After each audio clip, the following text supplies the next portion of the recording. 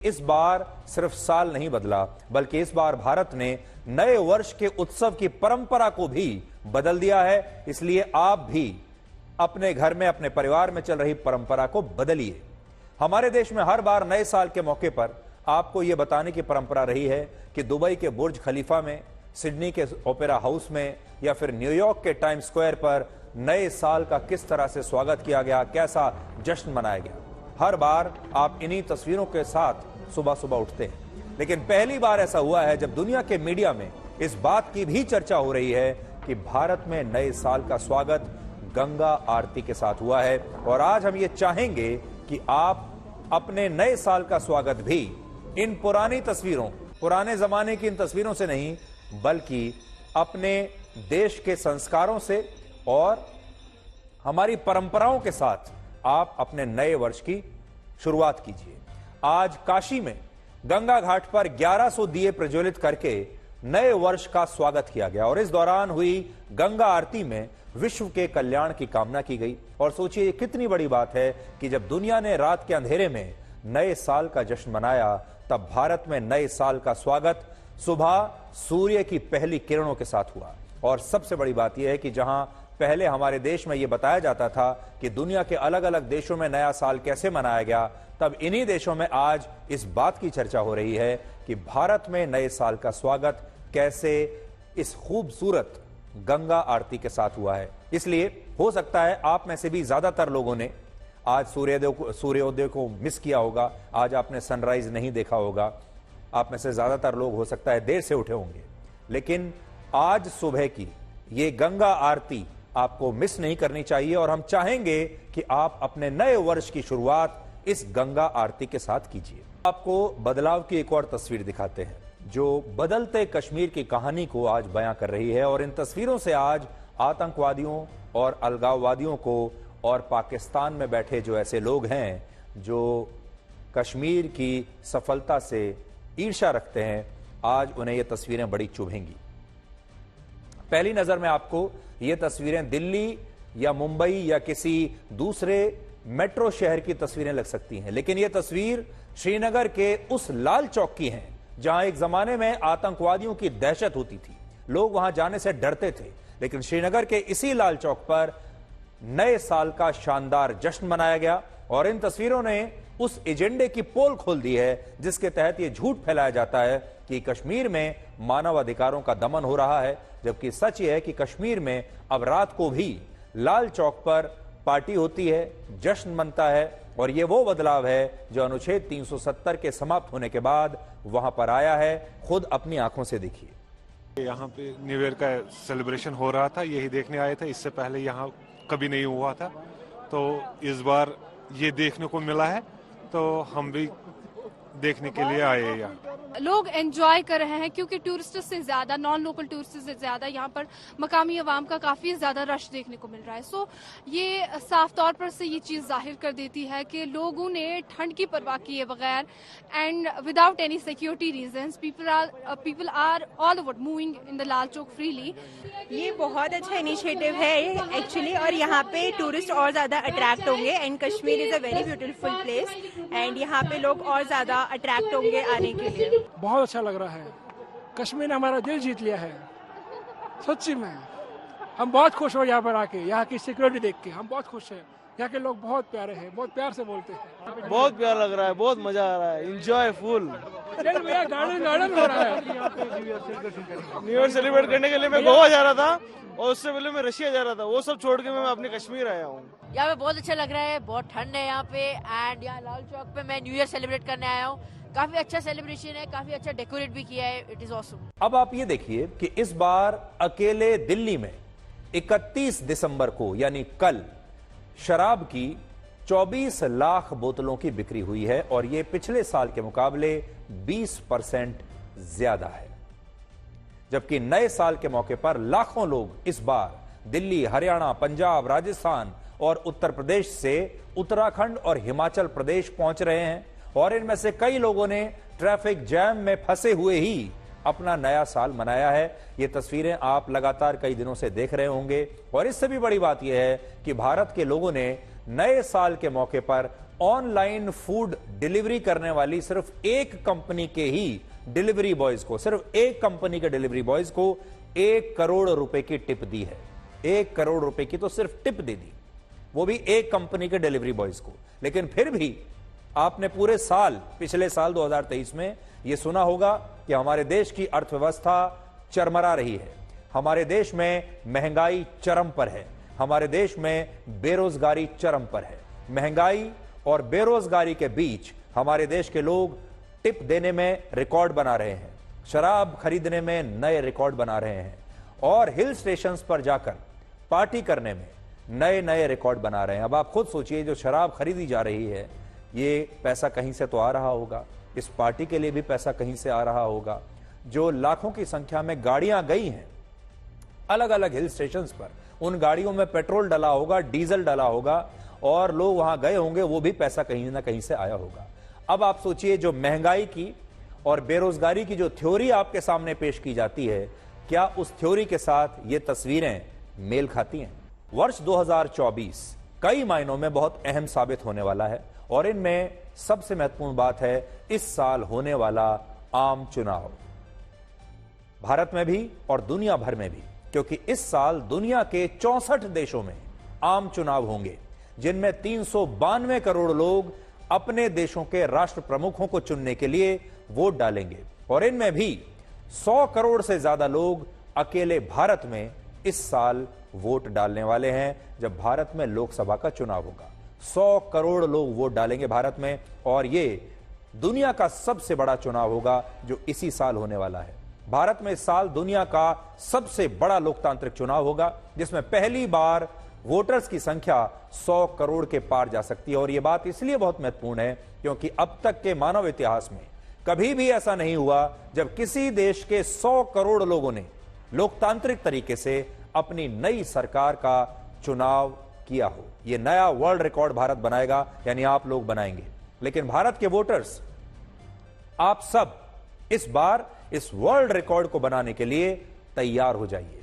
भारत में आम चुनाव का मतलब है कि हमारा देश इस साल लगभग 3 महीने तक लोकतंत्र का पर्व मनाएगा और इस दौरान टीवी से लेकर चाय की छोटी छोटी दुकानों पर सिर्फ राजनीतिक खबरों की चर्चा होगी और लोग यही सवाल पूछेंगे कि इस बार कौन आ रहा है, इस बार कौन जीत रहा है। इसके अलावा भारत में 77 वर्षों में पहली बार लोकसभा चुनाव में 70% से ज्यादा वोटिंग हो सकती है। वर्ष 2019 के चुनाव में लगभग 69% वोटिंग हुई थी, तब भी एक रिकॉर्ड था। लेकिन इस बार यह आंकड़ा 70% को छू सकता है और हम तो आज आपसे यह अपील करना चाहते हैं कि 2024 में इस बार आप 75% वोटिंग का एक नया रिकॉर्ड बना दीजिए। 70% की तो उम्मीद है, लेकिन अगर आप ये ठान लें आज से कि इस बार आपको वोटिंग परसेंटेज 75% तक ले जाना है, तो ये काम आपके लिए आसान नहीं होगा। आप अपना जो लक्ष्य है वो 75% वोटिंग का रखिए। भारत के अलावा हमारे पड़ोसी देश पाकिस्तान और बांग्लादेश में भी इस साल आम चुनाव होने वाले हैं।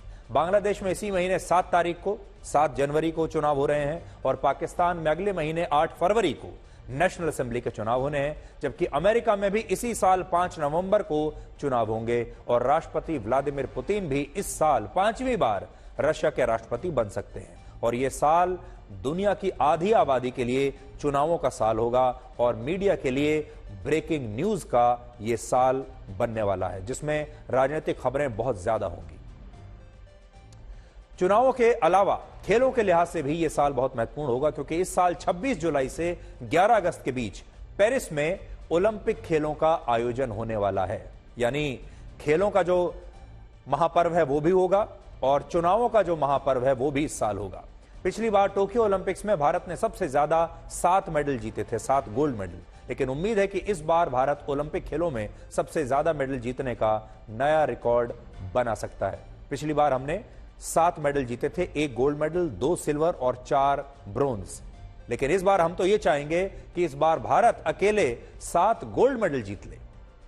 तो इसके लिए भी आप तैयार रहिए। खेलों का महापर्व आपके सामने होगा इस साल।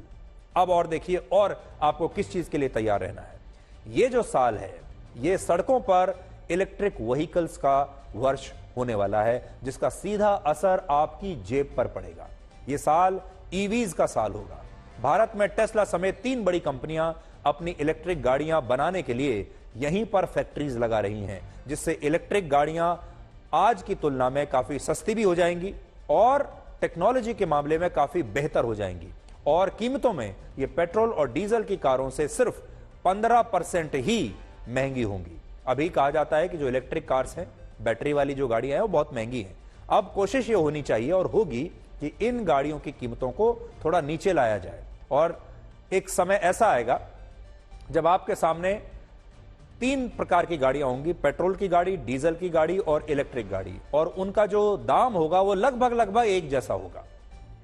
यही बड़ी बात, यहां बड़ी बात यह है कि भारत में अभी शहरों में सामान ढोने के लिए इलेक्ट्रिक वाहनों का इस्तेमाल हो रहा है, लेकिन अगर भविष्य में ट्रक और दूसरे ट्रांसपोर्ट व्हीकल्स भी इलेक्ट्रिक हो गए तो इससे जो महंगाई है वो हर 100 रुपए पर 2 से 3 रुपए कम हो सकती है। और इलेक्ट्रिक गाड़ियों को लेकर सबसे बड़ा बदलाव यह आ सकता है कि भारत में बैटरी स्वैपिंग की सुविधा लागू हो सकती है। इसको आप थोड़ा ठीक से ऐसे समझिए कि अभी इलेक्ट्रिक व्हीकल्स हमारे देश में सबसे ज्यादा 2 व्हीलर्स में आप देखते होंगे, और आपके घर में जो डिलीवरी बॉय आता है या आपके घर में जो किसी भी प्रकार की जो डिलीवरी हो रही है उसमें ज्यादातर इलेक्ट्रिक गाड़ियों का प्रयोग हो रहा है।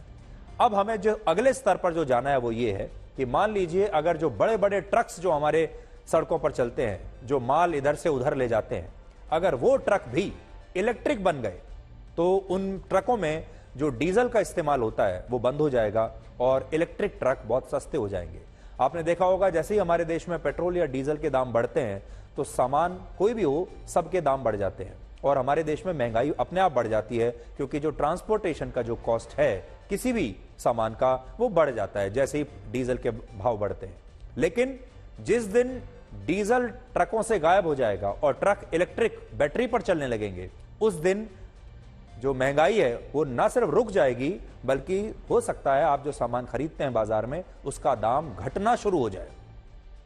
और दूसरी जो बड़ी चीज है वो ये, जो आपको इलेक्ट्रिक कार खरीदने से रोकती है, वो ये कि इलेक्ट्रिक कार की जो बैटरी है वो कई घंटों में चार्ज होती है और ऐसा कहा जाता है कि इलेक्ट्रिक कार में जो बड़ी कीमत है वो सिर्फ बैटरी की होती है, कार की कीमत कम होती है। लेकिन अब इस साल जो आपको देखने को मिल सकता है, जो नई शुरुआत, वो ये है कि लोग अपनी गाड़ियों की जो बैटरी है उसे स्वैप कर सकेंगे। ये ठीक वैसा ही है जैसे अभी एक सिलेंडर को इस्तेमाल करने के बाद आप दूसरा सिलेंडर ले लेते हैं, ठीक वैसे ही हो सकता है इस साल के अंत तक आप जब इलेक्ट्रिक गाड़ियां लेंगे तो आप सिलेंडर की तरह अपनी गाड़ियों की जो बैटरी है उसे भी स्वैप कर पाएंगे, यानी आपने जो डिस्चार्ज बैटरी है वो दे दी और फुल्ली चार्ज बैटरी अपनी गाड़ी में लगवा ली। आज ही इसरो ने आंध्र प्रदेश में श्रीहरिकोटा के सतीश धवन स्पेस सेंटर से एक नए अंतरिक्ष मिशन को लॉन्च किया है जिसका नाम है एक्सपोसैट।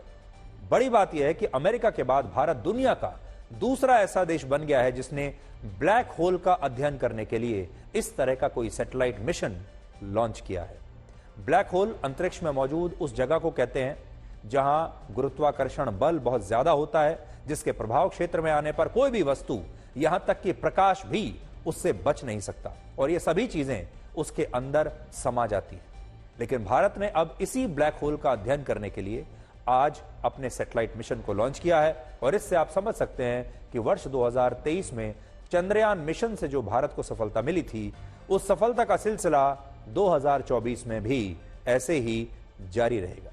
इसलिए आज से हम आपको हर रोज ब्लैक एंड व्हाइट में भगवान श्री राम से जुड़े कुछ खास प्रसंगों के बारे में बताएंगे और आपको यह भी बताएंगे कि आप कैसे भगवान श्री राम से प्रेरणा लेकर अपने जीवन को बदल सकते हैं, आप एक अच्छा इंसान बन सकते हैं और एक सफल इंसान भी बन सकते हैं। और क्योंकि 22 जनवरी को अयोध्या में राम जन्मभूमि पर बने राम मंदिर का उद्घाटन होना है, इसलिए आज हम अपनी इस विशेष सीरीज के पहले अंश में आपको यह बताएंगे कि भगवान श्री राम के जन्म के बारे में रामचरितमानस में क्या लिखा गया है, क्या बताया गया है। शायद आप में से बहुत सारे लोगों को यह बात पता नहीं होगी। इसलिए अब हमारी जो कोशिश है इस साल वो ये कि भगवान श्री राम से, उनके आदर्शों से, उनकी मर्यादाओं से, उनकी जीवन शैली से आपका एक नए प्रकार का परिचय करवाया जा सके, ताकि आप इस साल अपने जीवन में भगवान श्री राम के आदर्शों को उतार सकें। और जैसा मैंने कहा, जिसकी वजह से आप बेहतर इंसान तो बनेंगे ही, लेकिन सफल इंसान भी बनेंगे।